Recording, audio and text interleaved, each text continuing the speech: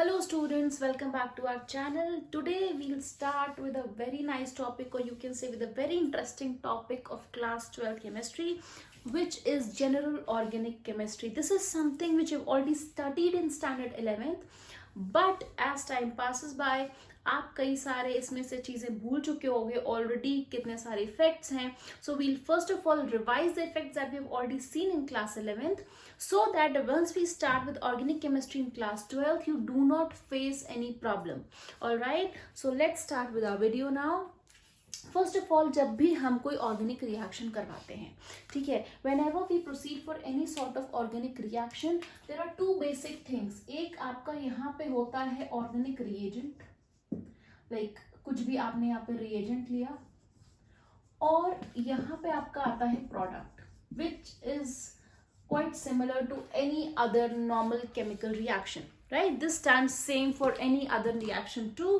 So here you take an organic reagent, और बीच में आप क्या डालते हो, conversion के लिए you add some sort of attacking agent. Yes, to bring about a conversion we use an attacking agent. Not necessarily, but in majority of the reactions we do make use of an attacking agent. Attacking agent की बात करें तो attacking agent को हम broadly दो तरीके से classify कर सकते हैं. ये सब आप पढ़ चुके हैं already. So there are two basic you can say criteria. One is an electrophile and the other one is a nucleophile. अब देखिए, I keep on emphasising, words को डिकोड करते हैं फिर से. Electro is something which loves negative, I mean electro is negative. Phile is love or affection, okay, or affinity you can say. So what is the word electrophile mean? Electrophile means something which loves negative charge, okay. इसका representation होता है किससे? इसका representation होता है E+ से. हम ऐसे डिनोट करते हैं इसको, E with a positive charge. Talking about a nucleophile, nucleus you already know is positively charged. So when I talk about a nucleophile, I mean to say it is something which has an affinity towards positive charge, and it is denoted by Nu and with a negative sign. So दो तरीके के अपने पास reagent हैं broadly, electrophile and nucleophile. अब दोनों में differences क्या हैं? काफी डिफरेंस है, we'll see. So electrophile is something which loves negative charge. और वो नेगेटिव चार्ज को क्यों लव करेगा? Because it is deficient in electrons. उसके पास है इलेक्ट्रॉन्स की कमी, deficiency. So what happens, it always tries to attack that site जहां पे उसको इलेक्ट्रॉन मिलें. Whenever you are adding an electrophile, आप इसमें reagent में electrophile अगर डाल रहे हैं attacking reagent के तौर पे, so it will attack at that particular point जहां पे उसको negative charge मिलेगा because it is deficient in electrons, ठीक है. Talking about nucleophile, nucleophile के पास क्या होता है? It has excess of electrons, ठीक है.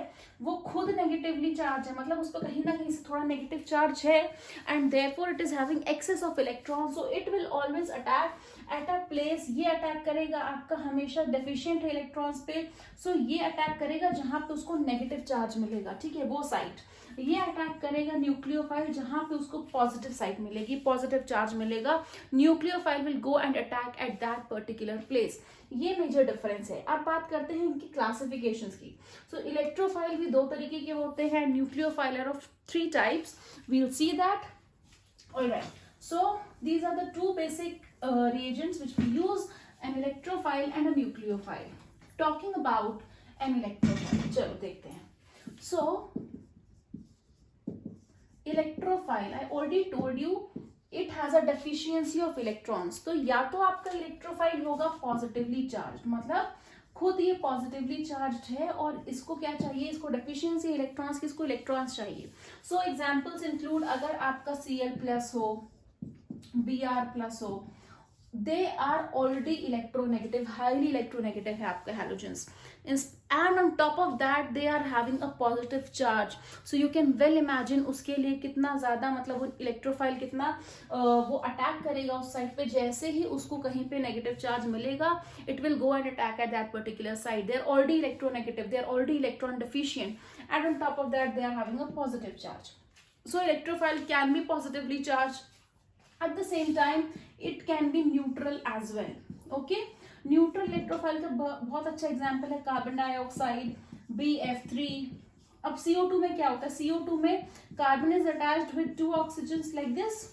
अब है तो इनकी valency complete, but if you see there is a huge difference of electronegativity between carbon and oxygen.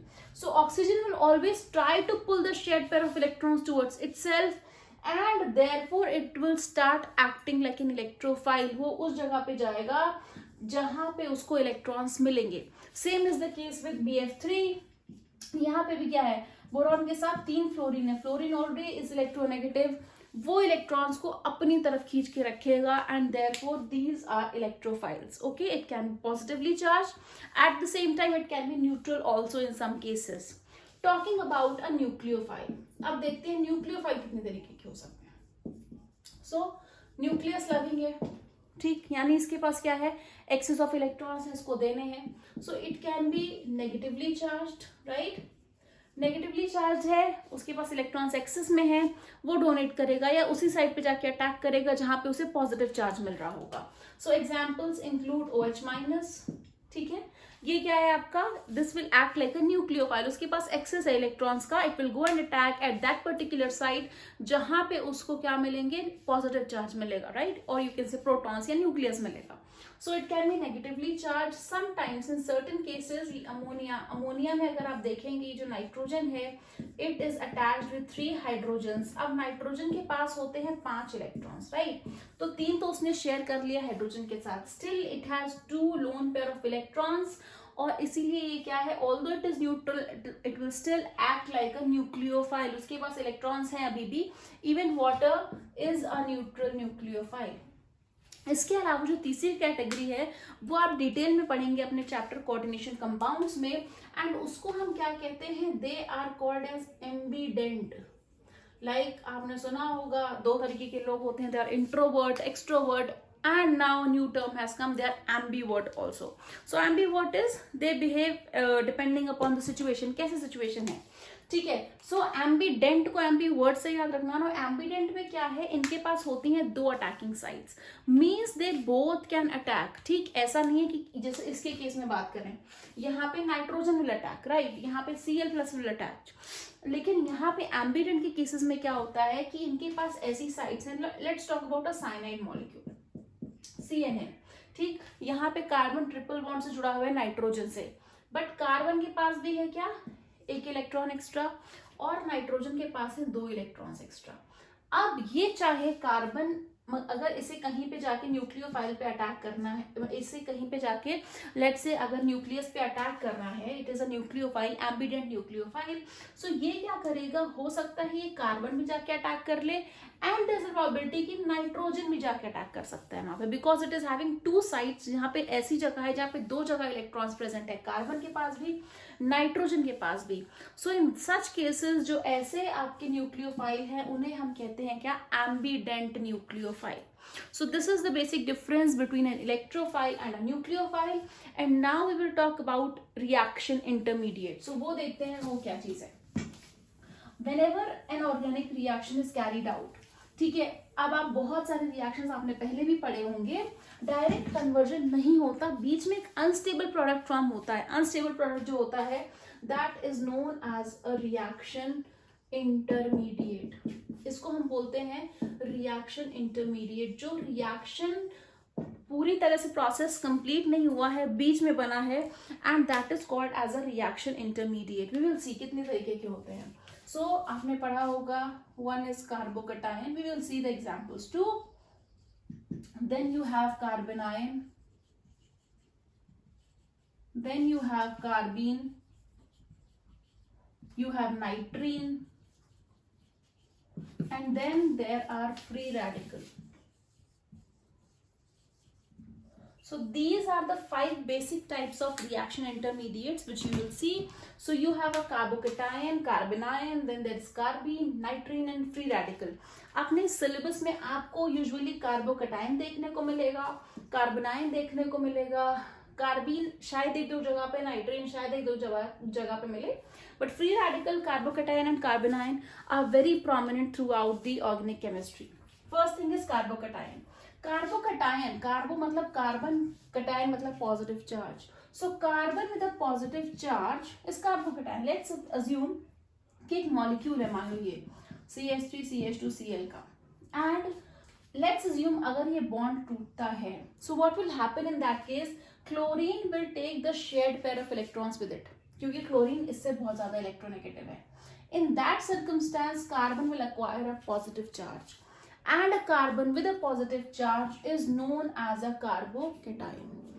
Let's assume यहाँ पे कोई ऐसा एलिमेंट लगा होता जो इससे कम इलेक्ट्रोनेगेटिव होता कार्बन से, तो क्या होता, इन दैट केस कार्बन जो है वो शेयर्ड पेयर ऑफ इलेक्ट्रॉन्स अपने पास रखता, उस एलिमेंट के साथ इट वुडंट हैव शेयर्ड, या वो एलिमेंट लेके नहीं भाग पाता. लेट्स सपोज यहाँ पे हाइड्रोजन ही और होता, क्योंकि ऐसे कोई भी एलिमेंट जो कार्बन से कम इलेक्ट्रोनेगेटिव हो, so carbon will take the shared pair of electrons, and in that case carbon will acquire a negative charge, so it is called as a carbanion. Anion, carbon with a negative charge. Alright, now talking about carbene. Carbene में क्या होता है, carbon having loan pair of electrons, मतलब ऐसा कोई case हो जाए कि कार्बन पे क्या आ जाए, लोन पेयर ऑफ इलेक्ट्रॉन्स आ जाए, so that is called as a carbene. Carbon with a lone pair of electrons is termed as a carbene. Lone pair मतलब 2 इलेक्ट्रॉन्स है उसके पास, ठीक है, जो शेड नहीं है. टॉकिंग अबाउट नाइट्रीन, नाइट्रीन का सेम केस है. इस केस में क्या होता है कि जो नाइट्रोजन है उसके पास है 5 इलेक्ट्रॉन्स, एक तो वो बॉन्ड बनाने में यूज कर ले, और क्या हो उसके पास 2 लोन पेयर अगर रह जाएं, so that is known as a nitrene. Okay, let's suppose कि ये नाइट्रोजन है, इसने किसी भी एलिमेंट से बॉन्ड बनाया, एंड उसके पास अगर एक ये शेयर हो गया इलेक्ट्रॉन, ठीक है, दैट इज बॉन्ड पेयर, और 2 लोन पेयर ऐसे रह जाएं, in that case it is known as a nitrene. Talking about free radical, ये भी आपको देखने को मिलेगा, आप जो फर्स्ट चैप्टर स्टार्ट करेंगे haloalkanes and haloarenes में, उसमें ये काफी मिलेगा. So what is a free radical, अगर मान लो ये क्लोरीन का एटम है, दैट इज ये आपके 2 क्लोरीन यहाँ पे बॉन्डेड है, they both are sharing the electrons equally, and if you keep the Cl2, if you keep it in UV light, what will happen, they will split, ये टूट जाएंगे. So in that case what will happen, आपके 2 chloride ions बनेंगे, and they both will have 1 electron. जो यहाँ पे bond बनाने में उन्होंने यूज किया था, ये बॉन्ड टूटा, and this electron is equally distributed between the two, because उनकी इलेक्ट्रोनेगेटिविटी क्या है, बराबर है, सेम है, सिमिलर है.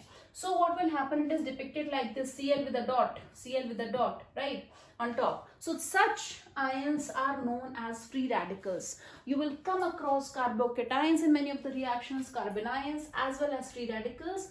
Carbene and nitrene will be seen, but not that much. All right.